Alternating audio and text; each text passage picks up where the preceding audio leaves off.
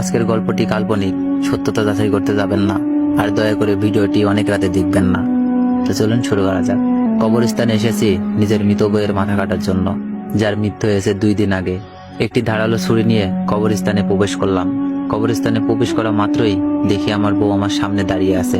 মুহূর্তে শরীরের লোম দাঁড়িয়ে গেল, কারণ একটি মৃত ব্যক্তি কিভাবে দাঁড়িয়ে থাকে। জিজ্ঞেস করলাম, কি ব্যাপার আয়েশা, তুমি মারা যাওনি? তোমাকে 2 দিন আগে না কবর দিলাম?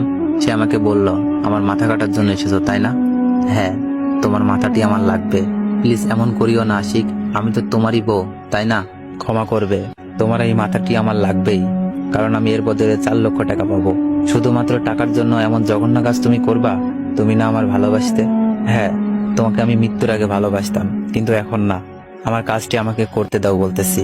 ঠিক আছে, তোমার যা ভালো মনে হয় তাই করো, কিন্তু এর জন্য তোমাকে ভীষণ পস্তাতে হবে। দেখা যাবে পরে। কথাটি বলেই আশিক তার শরীর থেকে সব পোশাক খুলে ফেলে। শুধুমাত্র ছুরিটি নিয়ে যেই না পুরোপুরি কবরস্থানে প্রবেশ করবে, ঠিক সেই মুহূর্তে কবরস্থানের মৃত ব্যক্তিরা জাগ্রত হয়ে ওঠে।